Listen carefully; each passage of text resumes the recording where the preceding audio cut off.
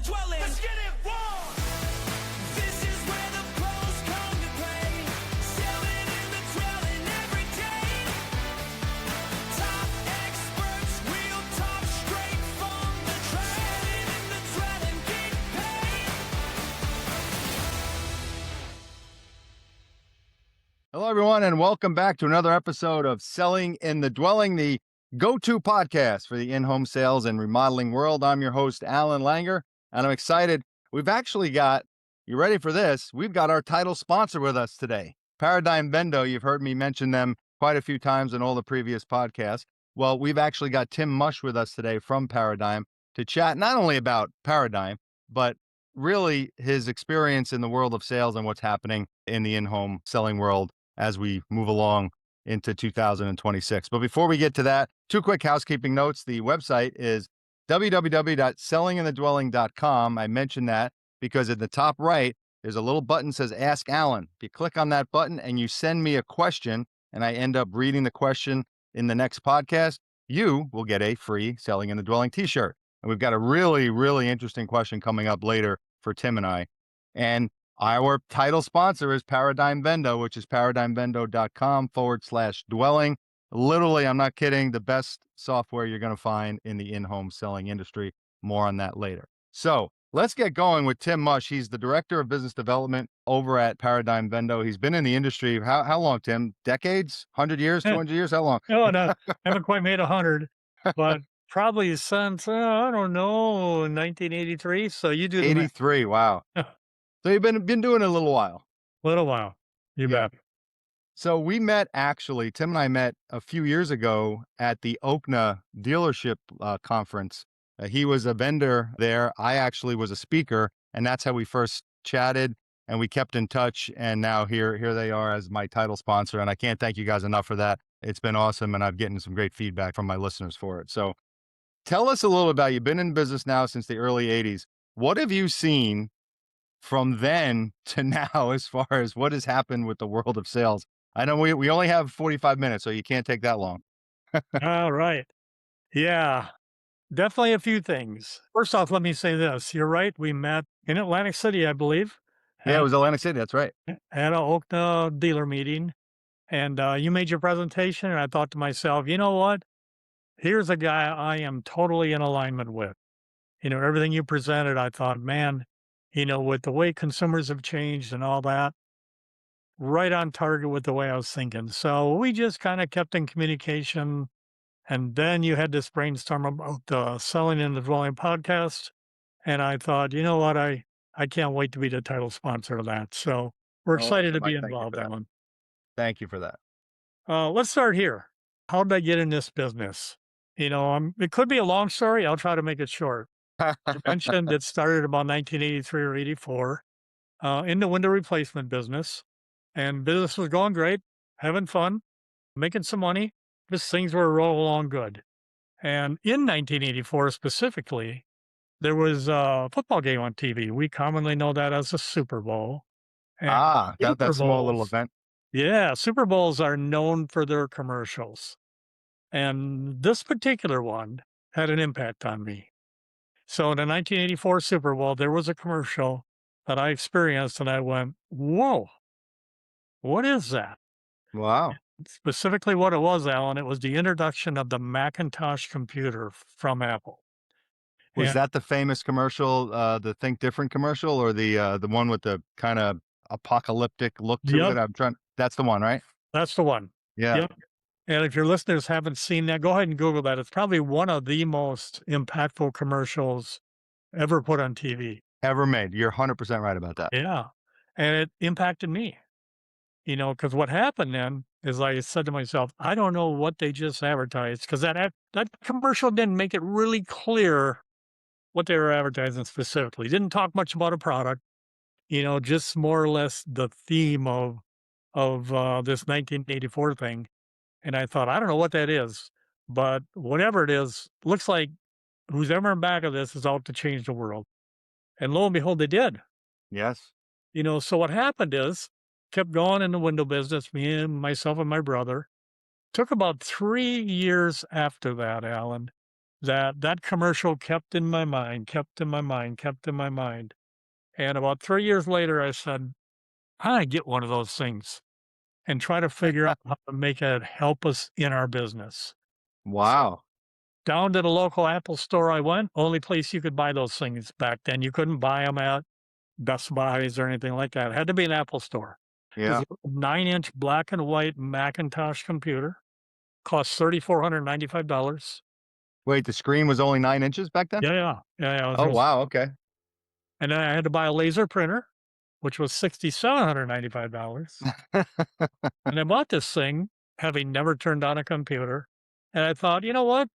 This is gonna help me make newspaper ads, yellow page ads, and things like Yeah. that." That's what we did back then, Yeah. and it did, but it had a little programming language in it, right off the shelf. And again, I knew nothing about computers, but I had a tutorial and it said, "Okay, do this, try this." And it said, "Type the words on mouse up, then hit the word return." Then it said, "Type the word beep, then hit return." And then it said, "Type the words and mouse up." And I did that. And I looked at those 3 lines and I said, "I think I know what's going to happen if I click this mouse." So I clicked the mouse and lo and Uh-huh. behold, the computer beeped. And I went, "Oh my gosh, is it this easy?" So I joke with people and say, next thing I tried is on mouse up, generate leads, end mouse up, click the mouse. Yeah, not so much. Didn't really Yeah. work real well. But I'll tell you what it did do. It kind of got me stimulated to go down that path and learn what this is all about. So I spent the next 3 years creating what we now know as a CRM. Those letters weren't even put together back then, Yeah. which turned into a product called Market Sharp that's used by thousands of companies throughout the country. That took me down that path because one day a window salesperson came into our office from Minneapolis, window manufacturer up there, said to me, "What's that?" And he was pointing to my computer. And I said, "Well, that's a computer." He says, "Well, what does it do?" So I showed him what I created. And he says, "I've never seen anything like that. You want to come up and show my boss this thing?" So up to Minneapolis I go, show his boss. He says, "Hey, I got a dealer meeting coming up. You want Wow. to show this to them?" And I go, "All right." And there I was in a room full of 100 dealers in a hotel that's now a parking lot for the Mall of America Oh, with this wow. 9-inch black and white Macintosh computer, no projector. And I talked to Just a these little guys for 9 inch 6 guy. hours, and I think most of them thought I was from Mars, Alan. At the end, 8 of them raised their hand and said, "Can I have one of those?" And I Wow. went, "Well, I guess." So, long story short, actually, long story, as I said, not so Yeah. short. So sorry for the length of that one. But it turned into a business of its own. Again, turned into a CRM called Market Sharp. Spent decades with that, as many people know. Market Sharp was acquired by private equity in 2017. I stuck around to 2022. Then I decided to go to work for another company in Wisconsin in the software business called Paradigm. And later on, maybe we can chat about that relationship and what Sure. Paradigm is all about and why I got so excited about that. So that's how I got into business. It's how I ended up in the technology side of the business. Yeah, it's been And fun. so you created this company kind of by accident. You Yeah, just trying to help yourself, and you created this thing called Market Sharp, which again, you had thousands of customers at the time it was purchased, right? You were that's you were correct. national. So congratulations for that. So when you were working with companies and setting up, their CRM and whatever Market Sharp did at that time, were you seeing anything were you seeing anything back then that is still a problem today, or had things just evolved with the evolution of the consumer and how they purchase, right now? That's a good question. Within the last couple of weeks, there are a couple of events that I was fortunate enough to be able to speak at, and they were technology oriented panels. And I thought that very thing to myself. I said, what can I share with these people that might be able to relate back to those days compared to where we're at right now Mhm. with technology? Back then with this computer and this thing, we didn't call a CRM, but that's what it was back then. When I showed it to people, they went, "Oh, wow, okay." And then little by little, adoption was slow, and little by little, they came around and decided they got to use stuff like that. So comparing that to nowadays, it's tough Mm, because if we talk here today and talk about various technology things, which we will, and then talk 1 month from today, Alan, our conversation is going to be different mhm, because this stuff is right. changing in lightning fast speed, Mm, and people cannot wait to adopt the things that are going on now, or they're going to get run over by their competition. yeah. And what I've been seeing, and again, we can spend so much time talking about technology and all the bells and whistles that are out there and all the things. What I see quite often, which is why I think what your product, Paradigm Vendo, is so good at, I see so many of the, especially the smaller contractor, the $5 to $10 million contractor, who sees the new CRM, who sees the new lead management system, who sees this or sees that, and they jump into all these things because they're the new thing. And then all of a sudden, the reps have 17 things to do in the house and different screens to go to. And someone called it tech freezing, or it's like too much tech to navigate. Are you seeing that yourself in the world of like people coming to you saying, I got too much stuff. Can you consolidate for me? I certainly do see that. Yeah. A friend of yours and mine, Dean Curtis from Engage, he puts it this way. He says, everybody's starting to assemble a tech junk drawer. Yeah. Yeah. That's a Exactly good what's phrase going for it. on. Yep. It's a tough thing because a number of years ago, I started following a company that what they do is create an image with all the logos of all the MarTech solutions available to people in the business. MarTech meaning marketing technology solutions. And back Okay. when I started following this just a few short years ago, that image had about 300 logos on it. And ours Wow. was one of them. I checked a couple months ago what that graphic looks like today, and that number is 15,386 MarTech solutions that we all get to choose from. So So they're saying that there's 1,500, no, I'm sorry, 1,000, 15,000. 15,000 different marketing slash technology companies specific to the in-home world, to No, remodeling world, or just in general? no, in general. Okay, in But general. plenty of them are in the remodeling world too. It's a tough thing. So what people have to do is they really have to think through before they jump, before they get sucked into a demo that sounds great and looks like it's going to have ROI and all that kind of stuff. You've got to really analyze it from the perspective of what problem am I trying to solve here? Couldn't agree more. It's a great way to put it. Once you do that, then you need to be honest with yourself with where you're at on that problem by knowing your numbers. And sometimes people guess at this stuff with their gut feeling. So I would say before you make a jump into a technology that you think is going to solve a problem, absolutely know your numbers so Mhm. you can for sure say that particular tech solution is going to help me solve this issue. And then have a tracking mechanism as you go forward if you go for that solution to make sure it's doing the job. I'm a business owner myself. I have my own Seven Secret Sales Academy. I am definitely more compulsive than thoughtful. So, I will jump on a new shiny object. But I remember a quick funny story. A couple months ago, I looked at my calendar coming up for the week and I had 4 appointments on my calendar, which were sales calls that I set up for me, people to sell me stuff. And I'm looking, I'm like, why do I have 4? I probably scheduled them a couple weeks prior. I'm like, why do I have 4 sales calls? And then I looked, 2 of them I could not even remember who they were or why I scheduled it.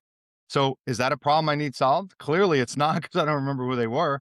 And the Yeah. other 2, once I thought about it for 5 minutes, I'm like, I don't need to meet with these people. This has looked great at the time, but this is not going to do what I don't have this problem. And you hit the nail on the head. And I had 4 appointments scheduled because I jumped Wow. right into it. So it's crazy. And who knows if I was in a mood of being compulsive, then I probably would have signed up with 1 or 2 of them. So it's a great point to really look at what you're doing because we all look at our monthly statement at the end of the month and say, what is that? What did I sign up for? What is this? Yeah. What is this bill coming out? You're right. So anyway, let's get into the sales end of this now. So you made some remarks regarding the importance of clarity in the home. We talk about that. You and I talk quite a bit, and I talk about this a lot. I'm a big proponent and disciple of the Donald Miller school of clarity wins, and the story brand. And you talk about that as well. Talk about some examples of where confusion is often created in a typical sales presentation and where clarity will always, always be better. Alan, this is something that is real. It's frankly foremost on my mind right now Okay. in terms of, trying to help people with their business. And it's something that I learned decades ago from a different individual, Zig Ziglar. He phrased it a little different way. He said this. He said, "A confused mind automatically says no." And I knew that decades ago, but frankly, I kind of forgot it. But for some Mm. reason, recently it came back. I don't think it was a TV commercial that jolted me out of that one, but for some reason it came back. And when I think about it, and I think through everything we do in our business with marketing, with sales and everything, that is probably the biggest reason people don't buy when they don't buy is something isn't clear. Couple examples. Let's start with this.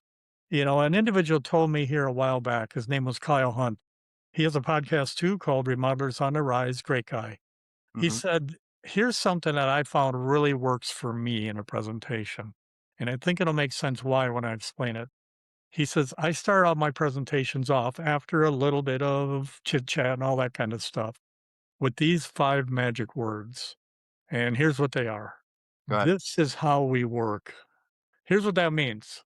That means you start a presentation and the people on the receiving end of the presentation haven't done this before.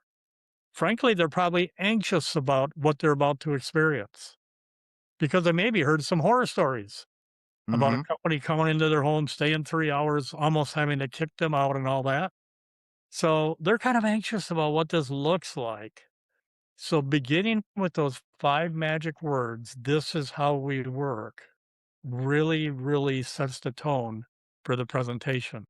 Because after you mention those words, you go ahead and tell them what's about to happen. Mm-hmm. Another thing I learned from my friend Zig Ziglar, he said, "Here's a formula to use in anything you do presentation wise. First, tell them what you're going to tell them, and then tell them what you told them." Yeah. My gosh, that is just a great formula for communication. So when we're talking about confusion in a presentation, this is where it can start to not be confusing for a homeowner. You tell them the first thing we're going to do is get to know each other a little bit. We call that assessing your needs. You learn a little bit about us. We're going to find out really what you're after, why I'm here. So you Hmm. take them through a needs assessment at that point. And then we're going to go around and inspect and measure various parts of your home that you're considering doing this project for. And it's really important that you come around with me when we do this because I want you to point out to me, issues or things you like, you don't like. I'll point out some things so important. Once we do those two things, then and only then am I going to give you some ideas of whether or not we can help you. And if so, what our solution looks like. And that's where the product demonstration is going to come in. You're going to learn a little bit about our company, maybe some of our past customers, and all that kind of stuff at that point. That's important not to do that first, because if I don't know what you're looking for and what you're most interested in, and we haven't taken that look at your house, how can I really prescribe a solution that makes good sense for you? And as a side note here, Alan, many people skip that first step. Hmm. They get into a home and within 3 minutes, they got a window sample or whatever they're selling on the table, telling that homeowner, this is what you need. Yep. Not good. So after we present the right solution and you feel good about it, then we're going to go shopping. I'm going to use a little tool we have and we're going to make it feel like you're buying something on Amazon. We're going to Hmm. design your solution together to come up with exactly what you're looking for. Things like colors, stuff like that. And after we do that, it's going to wrap up where I'm going to give you, a final price with various ways that you can handle the investment. So that's what it's going to look like as we go through these next few minutes together. So, anyway, Alan, that's that concept of this is how we work. And I think if people will do that and bake that into their presentation, they're going to reduce a lot of the confusion or anxiousness. In many cases, they overlap that causes a presentation to die in the middle of somewhere. Yeah, and these are tremendous points, Tim, because, and this is the whole premise of my book. Nobody wants to meet with salespeople to begin with. They don't want to meet with. Yeah. They have the problem. They don't want to meet with you at all. So they're expecting a bad experience. So now this, you get all the homeowners out doing their research, clicking on AI, looking at all these different things. And I saw a statistic recently where it said over 80% of consumers are 75% done with their buying journey before they even contact a company. So they're doing all this research and they're finally saying, okay, you know what? I'm gonna invite these three companies over my house and we're gonna pick one of them because of all the research I did. So now you get in there, and if you start giving them the experience they didn't want, guess what? They're not buying from you. But if you calm them down and say, listen, I used to go in and I would literally say, hey, listen, just so you know, this is not going to be a dog and pony sales show. I'm not going to be here for 4 hours jumping on my windows. And they would laugh, but it would literally immediately calm them down. And then you give them the agenda or whatever it is that this is how we work kind of thing. And you're right. It just alleviates the fear that they have, the anxiousness that they have. And it shows that, okay, this might not be the experience that they're expecting. That's a great point, Alan, because the homeowner we're getting in front of today is not the same one as a few short years ago. Way back when, typically when we started a presentation with a prospect in the home, blank slate. They knew Yep. virtually nothing. So we started at the beginning there. Nowadays, you mentioned it. They've done a bunch of research. They come in with a full slate. And we have to know as salespeople where we sit in that buyer's path to purchase Mm-hmm. with our presentation so we don't spend the first hour boring them to death with stuff that they already know. Yep. I joke with people and tell them with AI nowadays, many prospects know more about the product than the salesperson. Yeah, you're right. Hate to say that, but so true. Now, here's the other thing. Chat GPT, AI, and so forth. Here's a heads up on that. It just doesn't make your prospects smarter, although in some cases it does. It often makes them confidently wrong. And you I better love be that. prepared to Confidently handle that. wrong. I call that an AI assisted prospect. I did a test on this because I was wondering about this last week.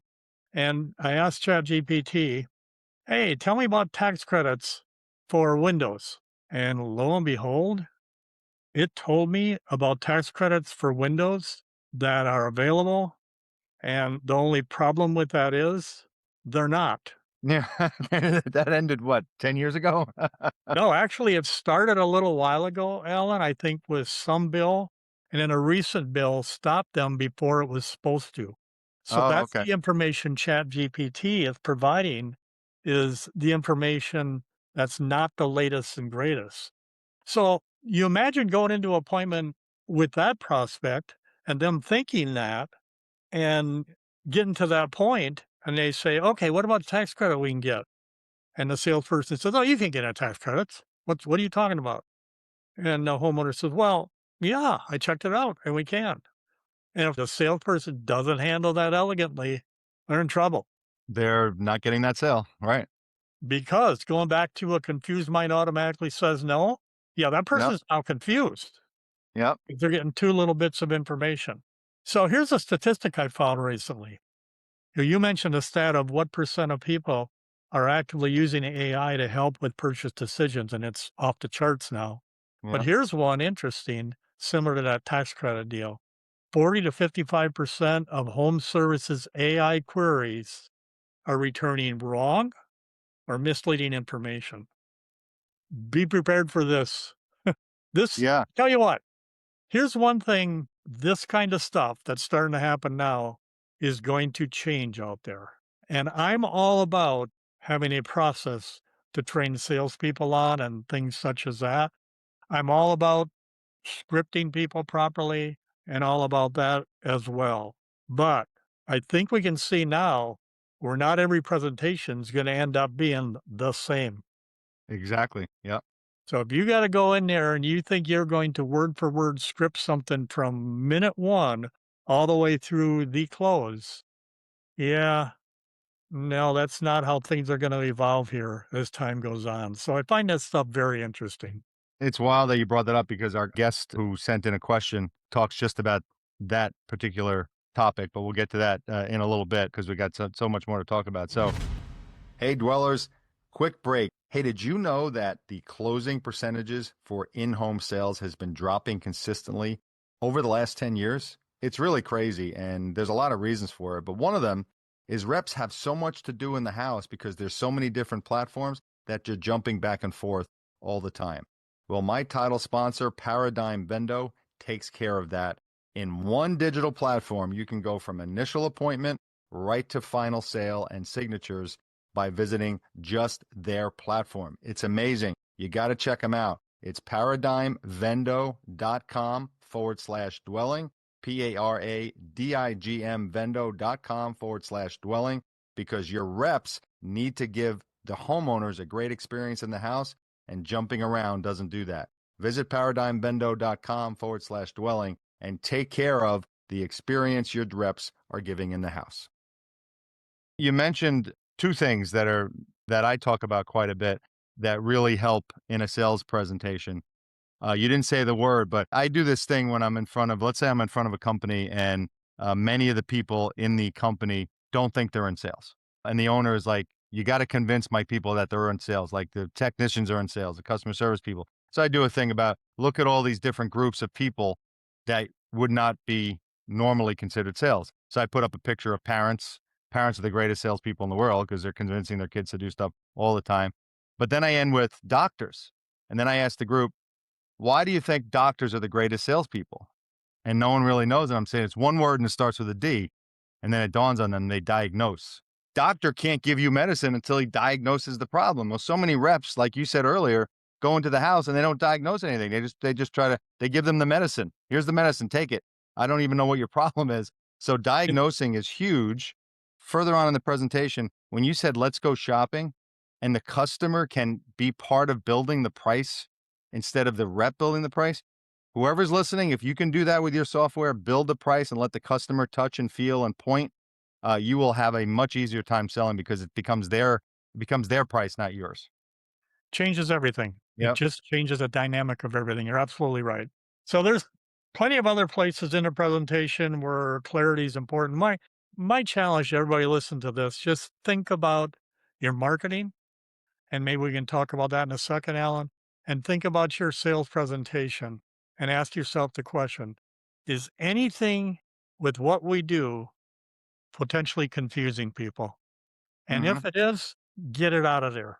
Because when people are confused, here's what happens, Alan, and you know this better than I because you've been in the home, umpteen times. Mm-hmm. When people are confused and it's time for a decision, here's what they don't say to the salesperson. They say, no, I'm not really ready yet because I'm confused about X. They don't say that. They don't say that ever. What they do say is, I'm going to think about it. They say, wow, Tim, you're a great salesperson. That was Yeah, awesome. We're going to think about it. Can you email that to me? that's correct. And that's not what it's all about. Now, many people have said over the years, and there's some truth to this, that when people say things like they're going to think about it, it's always a price objection. Yep. So you just got to do that. I don't buy that. No, I don't, you're right. It's Quite something. often it is, but You're you right. may have messed something up somewhere along the line. Yeah, Yep. you may have said something that you ignored a piece of body language that happened, and you just kept talking, and the trust level just fell, the rapport stopped. All of that, you don't know until you ask what's going on, You bet.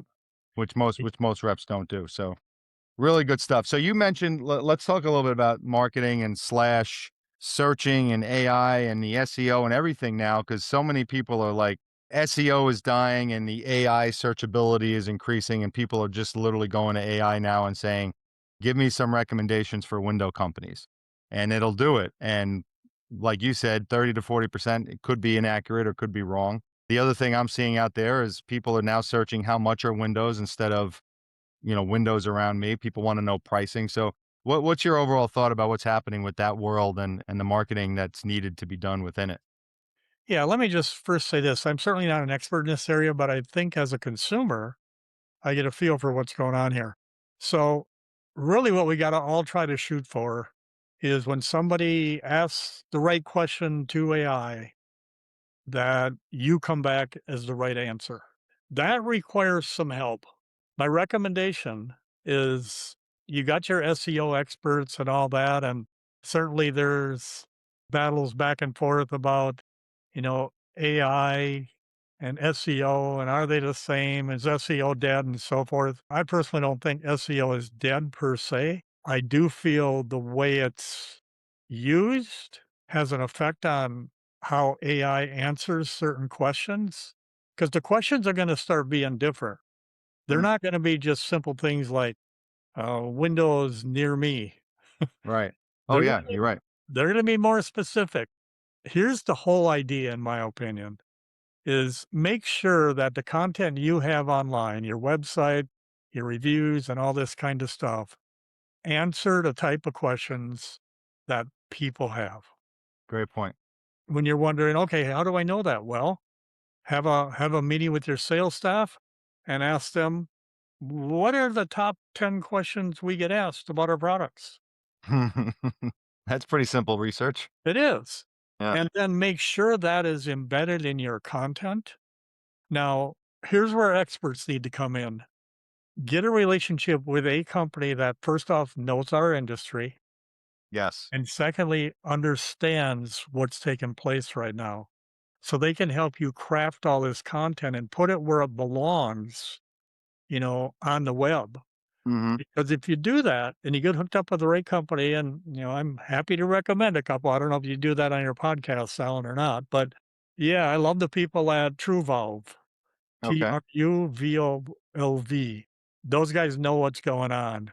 I mean, they just got an awesome product. So that's one. There's others out there, but make sure you get some help with this stuff. Yeah. And Alan, I know something you're also a big fan of and believer of is your presentation actually starts before you get in the home. Yep. And one example of that, what I'm talking about that is when people are considering windows, new bath, whatever the case may be. Let me ask you, Alan, what's the first question in their mind? Knowing that they probably never bought this product before. What are they wondering? How much is it? Absolutely. How much is it? How much is it gonna cost me? Yeah. Now, with us knowing that, now let's think through to what our industry has taught us over the past few decades. And what that has been is, oh no, I'm not going to give anybody any idea what this costs on my website or on a Right. telephone call until I have that 3 hours to build value. So when I do lay the price on them, they go crazy and say, "Oh my gosh, I've been waiting for you and here's my checkbook. Let's go." No, no, that's not the way the world's working nowadays. So there's a big movement out there. I know you've been a big proponent of this, Alan. A Yep. gentleman by the name of Marcus Sheridan is a big proponent of this. And what that is let people know things like rough cost estimates on your web. If you don't, let's start there. They're coming to your website, and if that's primary on their mind and they can't find it anywhere, off they go. Well, if they go, you're not getting into their house. Nope.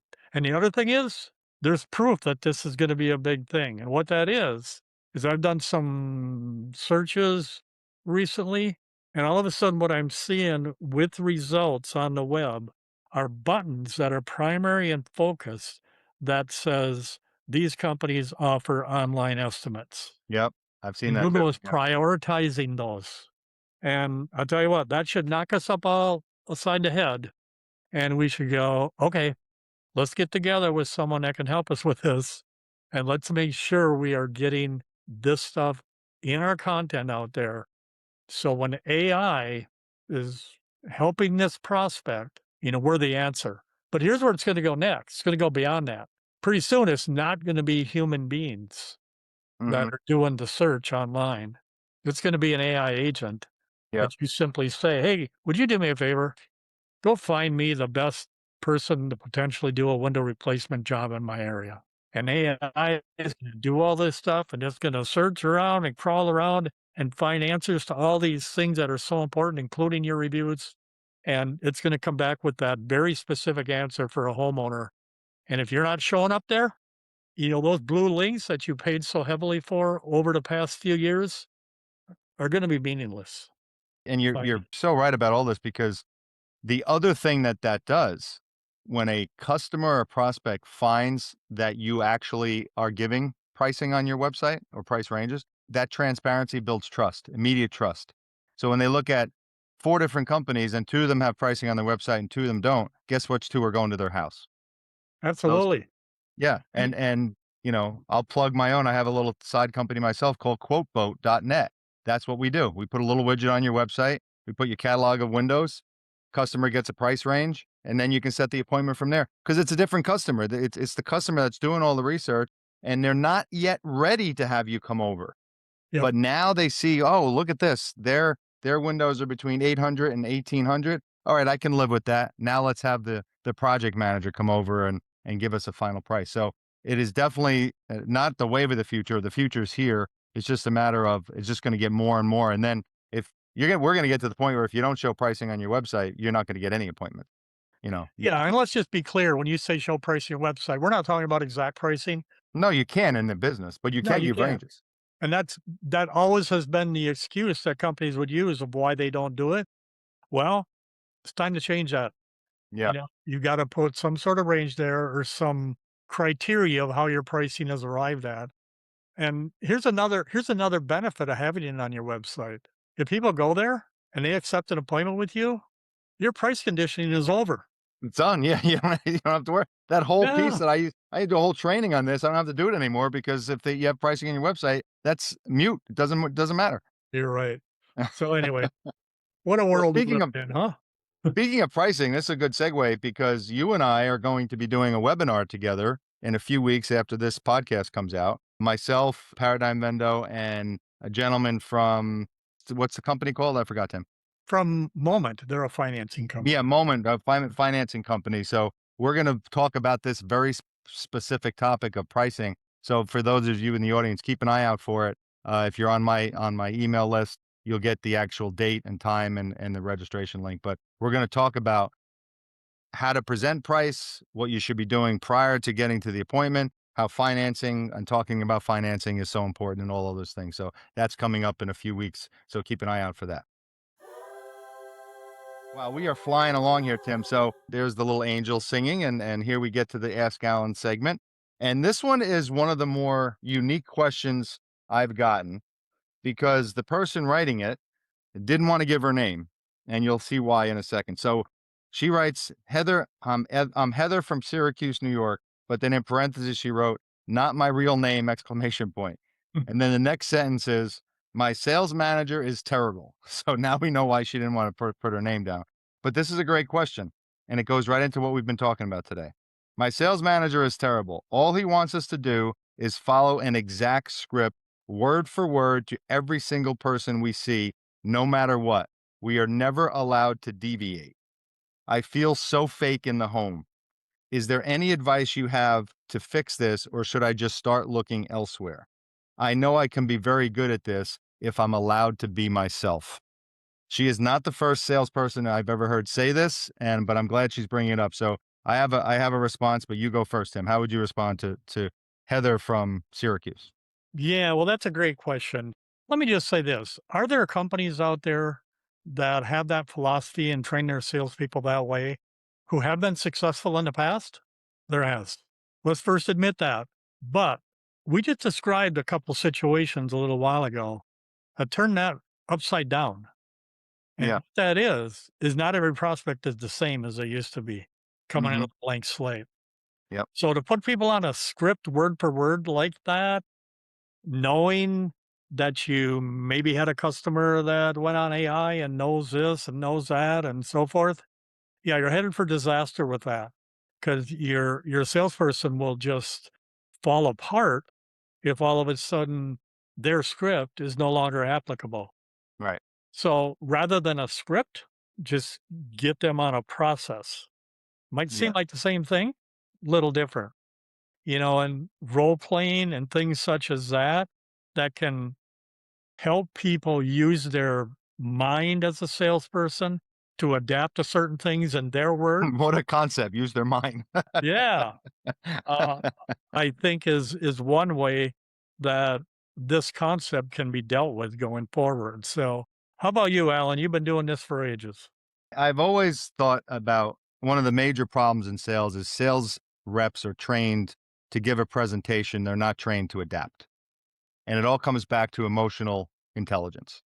And people who have higher emotional intelligence quotients sell better. It's been proven by 1,000 different studies. But the misnomer is, well, like IQ, EQ can't be trained. And that's not true. You can actually train and increase your EQ with some very simple techniques to do it. But so many reps and sales leaders think, well, this guy has a low EQ, so let's just have him follow the process and he's going to be a 23% closer. You have to be able to adapt in the house. You just have to today. You cannot, when you said before, scripts used to work, the phrase you used was in the past. Yeah, they worked in the past because the consumer had no information in front of them. Their information was coming from the sales rep. Now the consumer's in charge, no longer the salesperson. So now all of this information is out there. You have to have the script, just like a great actor in a movie has the entire script in their brain, but some of the best lines and the best acting in movies come from times where they had to adapt and ad lib and create lines. My favorite movie of all time, Jaws, that line, "We need a bigger boat," was not in the script. And it's the most famous line from that movie. So when you have the ability to adapt in the house, you have your script, you have your process, but you have to adapt around it. That's where the real success comes in sales. And I will say to Heather, if this sales manager is that rigid, it sounds like he's recording, maybe they're using Zero or Rilla or whatever those, whatever software platform, and he's getting on you for not following the script. Yeah, maybe you do need to find a place that has more of a training process that really pulls out the emotional intelligence in their reps. Because if you got someone who says, nope, you have to follow this word for word, I don't care what the person looks like, what their personality is, what they're doing, you're not going to be successful and you're not going to enjoy your job. And so, yeah, so see if he'll adapt to you going off script, because if he starts selling more, then that's his ultimately what he wants anyway. So that's how I would answer that. Great answer. All right, Heather, I hope that's helpful. And before we start wrapping up, Tim, I talk about Paradigm Vendo all the time. You guys are our title sponsor. We have a little ad in the middle, but in a quick minute or two, tell us what Paradigm Vendo can do for the companies that are listening, for the sales reps that are listening. You bet. Really what it can do, it can help you take that confusion out of presentations. So Okay. kind of taking it back to our content here today, it certainly can do that. Because Paradigm Bendo is an in-home presentation tool people typically use on an iPad that just holds the salesperson's hand and the prospect's hand throughout the presentation and takes them through the 5 important steps: assess needs, inspect and measure, present solutions, configure products, and quote. And you mentioned it a bit ago. We love to use the term Paradigm Bendo can help with what we call a guided shopping experience. Like it. Changes the dynamic. So Yes. it really involves that homeowner. They pick out the product as they're going. They build pricing as they're going. And at the end, it's their deal, Yes. so why wouldn't they take it? So you really should get a demo of Paradigm Bendo and see how cool it is. Alan, I should have retired probably about 8 years ago. Um, and a lot of people probably agree with that. But the reason I'm not is I love what this product is and where it's headed. So it's a cool thing. One thing I want to say about it before we wrap is the configure products part of Paradigm Vendo, where it does all the pricing and everything, is just awesome because we have connections with many of the building products manufacturers in the country, Hmm. and all their product catalogs and pricing is in there. So you don't have to spend weeks or months trying to get your pricing in there for the Mm. stuff you sell. All we do is flip a switch and you got X brand windows ready to roll. It's a Yeah. tremendous product. When I was looking for a sponsor, obviously I had some offers from other companies, but I wanted to go with one that I could get behind myself, that I was like, this stuff is amazing. And you said something, the part where where the customer can build the price with the rep. Look at it this way, because there's still so many people out there like, no, we can't show the price. We got to flip it around at the end, and which produces sticker shock every single time. How many kiosks now are available in almost every fast food restaurant? Even Panera now has kiosks. You go in, that's not by accident. The last study I saw is people spend 22% more when they're pressing a button on a screen rather than having someone tell them how much it is. That right there, the psychology of building your own price and building your project is proven. So why not do it in the house? Now it becomes their windows instead of the rep saying, here's how much it is. It's a completely different dynamic, and your software does that to a T. And anyone listening, where do they go, Tim? I know they go to paradigmvendo.com/dwelling, but if they want to reach out to you, where do they go? That's going to do it. To help people out, Alan, I'm going to challenge you here. Okay. Paradigm's a tough word to spell, so Yeah. go. Come on, you can do it. Paradigm. I've been saying Yay! it so long, so I got it. Good. So Put yeah, paradigmvendo.com, paradigmvendo.com/dwelling. How's that? that's great. So go ahead and let us know if you'd like a quick demo, and I think you'll really enjoy the whole concept of a guided shopping experience. Something different. Our industry Something hasn't seen this different. stuff before. And You you know, got to peop be different in the house today. You can't be the same old salesperson because they're going to kick you out or they're not going to buy from you. So, well, Tim, I want to thank you for being on today. This was awesome. We're already almost close to an hour, so this has been terrific. And I want to thank you and Paradigm for sponsoring the podcast. It's been a blast. So we know where to reach you, and you guys out there, you know where to reach me. It's sellinginthedwelling.com. Get in the Ask Alan segment. Get your questions in. Heather's getting a free nice t-shirt from me. I've been sending out a t-shirt every single week, and I'm loving it. So do that, and also visit Paradigm Vendo before the end of the day today. You'll be happy that you did. Thanks, everyone, for joining, and we'll see you next time on Selling in the Dwelling. Take care.